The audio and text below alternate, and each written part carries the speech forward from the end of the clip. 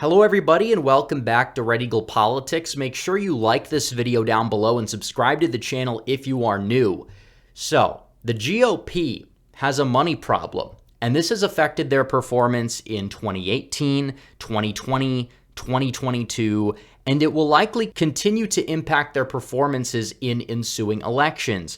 And they're consistently outraised by Democrats. Democrats are spending their money more efficiently, they're spending it more effectively, and they are winning. Meanwhile, Republicans in many places are underfunded, especially these grassroots candidates, and they have been falling short, and the GOP establishment is using this as a reason to blame people like Donald Trump and to blame members of the America First grassroots, everyday Republican voter, a part of Trump's base, instead of actually looking in the mirror, blaming their donor class, looking at exactly what they could do in order to improve their turnout apparatus, play the game the way the Dems do. They could be keeping their donors in line the way the Democrats keep their donors in line, but they're not doing that.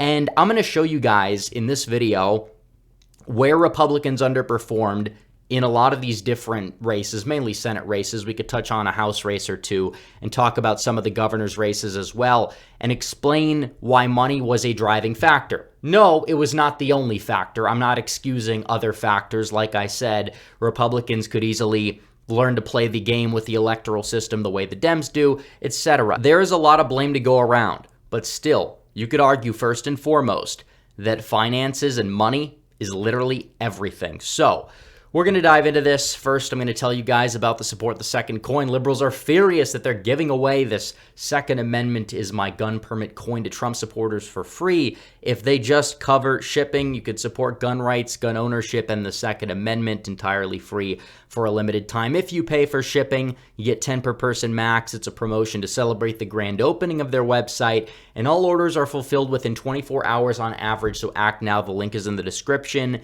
and the pinned comment down below.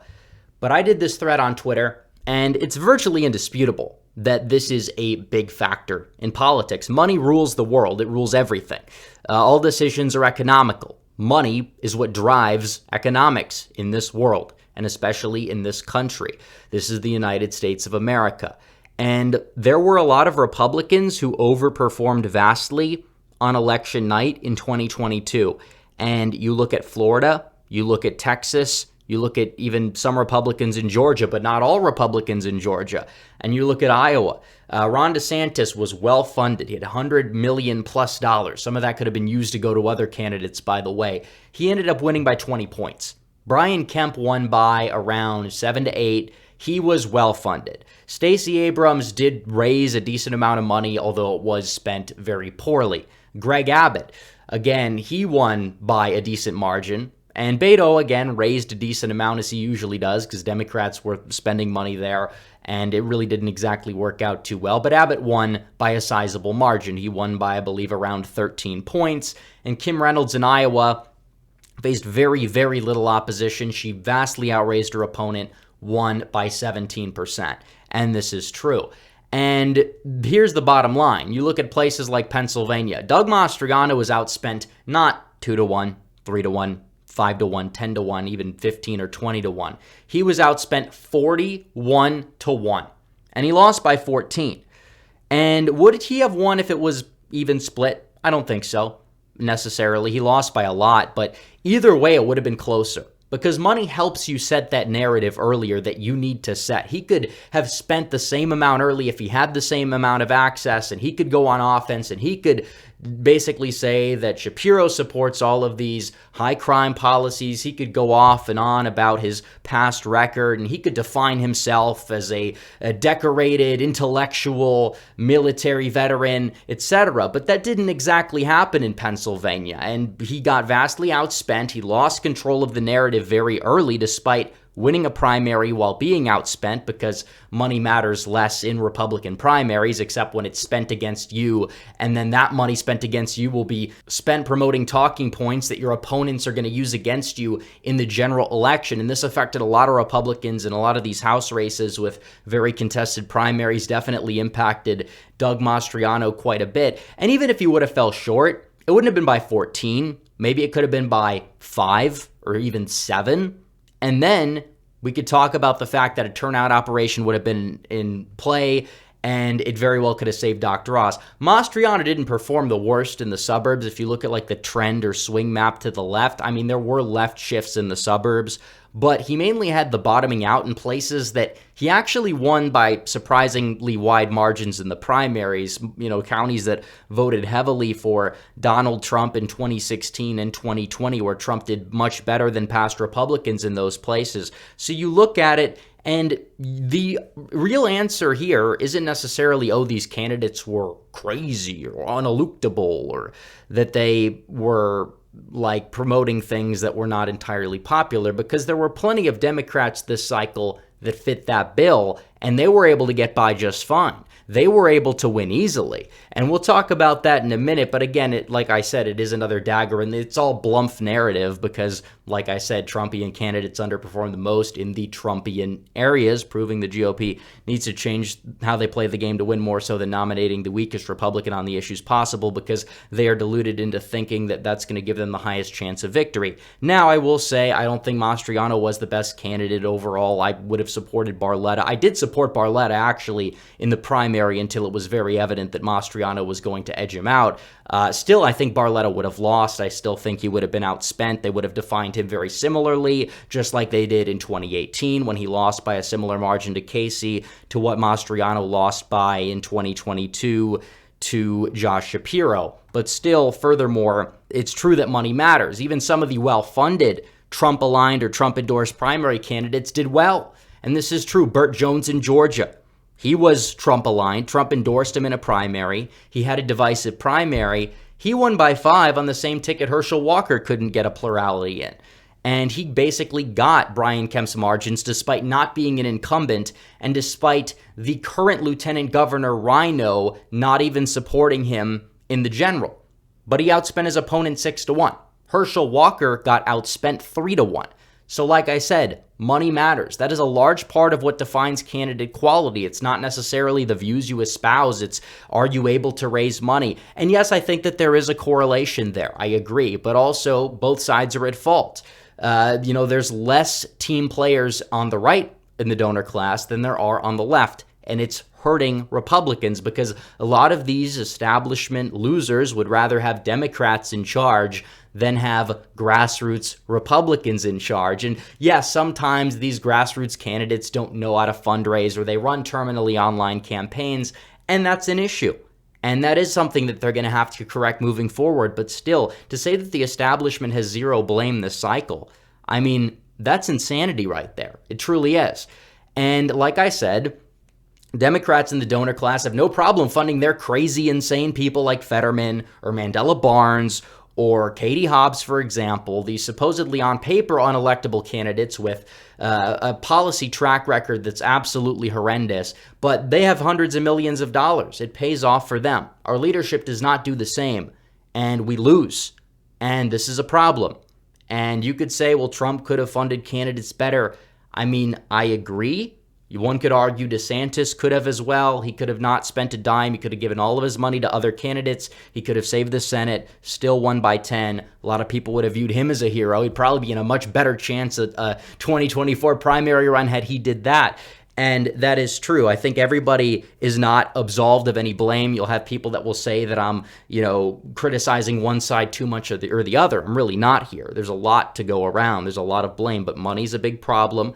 Republicans not playing the electoral system to their advantage the way the Dems have been doing in terms of the mail-ins, in terms of the drop boxes, ballot harvesting, etc. That's a problem. And we know that that is a problem. But furthermore, I want to look at the raw numbers. Some people are going to be like, where is your evidence for this, that Republicans are being underfunded or outspent? And you could look at Pennsylvania right here. Fetterman winning out of nowhere. Well, if you look at the polls, you might say that that is the case. But if you look at the fundraising data, he outraised Dr. Oz by $24 million. And then you look at the outside spending, he had probably around $25 million net there. So that's $50 million altogether outraising Dr. Oz by in the state of Pennsylvania. Arizona, you want to look at the Senate race there. All right, you could see that Mark Kelly outspent Blake Masters by what looks to be around 74 million. Masters only spent 14.5 million himself, and Kelly spent almost $90 million. Looking at outside spending, the outside spending that opposed both was roughly even. Kelly had more favorable outside spending overall. Another major big problem. And then a lot of this money that was spent opposing Masters also came in the primary.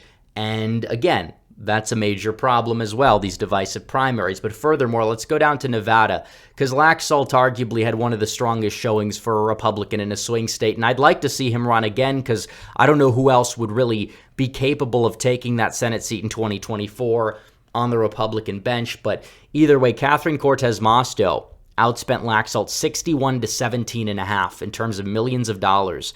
And the outside spending that opposed both was roughly even. Cortez Masto had much more outside spending that supported her than Laxalt had. Another major problem out of the state of Nevada. And this is a recurring theme. We've already covered Georgia. You could look at those numbers again, but massive spending on the part of Raphael Warnock, Herschel Walker, not exactly as much. He spent about a third of what Warnock raised in the state of Georgia. And this is a recurring theme, even like in a state like Wisconsin. We could go to Wisconsin. Yeah, we're not going to cover Guam. It's probably one of the only positive results of the night for Republicans, actually. But furthermore, the Senate race in Wisconsin, Ron Johnson won. But even then, it was much closer than expected. And you look at the spending, like I said, Barnes outspent Johnson. And he did so by $6 million. And that helped him get that within 1%, which should have been an easy slam dunk for Ron Johnson. Now, this is a major problem when it comes to courting donors within the Republican Party. They have a money problem. And the only people that seem to be able to get the massive amount of funding tend to be the squishiest Republicans. It's really walking a fine line. And this is going to impact future elections as well, which, again, there's many ways that we can counter this. Obviously, playing the election system to our benefit as well is an issue, but we could build an operation. How do you build an operation, a turnout operation the way the Dems have? Well, you need donors, you need money, and that's how it works. Big money in politics overall is a problem, and the right for so long has actually just shied away from this topic, and it's really hurt them. It's starting to hurt them, especially as the Republican base becomes more and more grassroots over time. And this is very true. North Carolina, we could look at North Carolina. This was a race that was much closer than it should have been, much closer than expected. And again, Ted Budd, the general election campaign, didn't really spend a lot of money. He was outspent by $24 million. He was outspent 3-1. He still won, but he was outspent 3-1. Outside spending, there was a decent amount that was opposing Beasley, but not enough to make that gap up. I mean, I'm serious. And Ohio's another example, because people will look to J.D. Vance as somebody who's an underperformer. He's not. Tim Ryan was the Democrats' best candidate by far that they could have put up. He played both sides. At times, he did sound like a generic Democrat. At times, he would throw this populist rhetoric on the wall, see if it stuck. And it did to a certain extent. And Vance is somebody that had a very divisive primary. And still, when you compare the generic ballot from 2020 to 2022, he actually outperformed when everything was taken into consideration, which says a lot because he didn't really campaign that much for the general election. And this is true. And he was vastly outspent. You could tally up all of the spending that was going for him or that was going against Ryan. Overall, Ryan beat him by around, 42 million raised and spent. You look at the outside spending here, maybe Vance, you could say, made a little bit of ground up in terms of the money that was spent opposing Tim Ryan. Maybe he made up 15 of that million there, but that's still being outspent by over 20 million plus. Republicans have a money problem. They need to fix it. I don't know what the solution's going to be. There's other things that we need to fix too. But whoever's in charge of funding these candidates, they need to do a much, much better job next time around, or they're going to keep losing. So we'll see what happens. But anyways, guys, thanks for watching. Like this video down below, comment down below, subscribe to the channel, hit the bell for notifications so you never miss another video. Follow me on social media. The links are all in the description down below. As always, guys, thanks for watching. Red Eagle, out.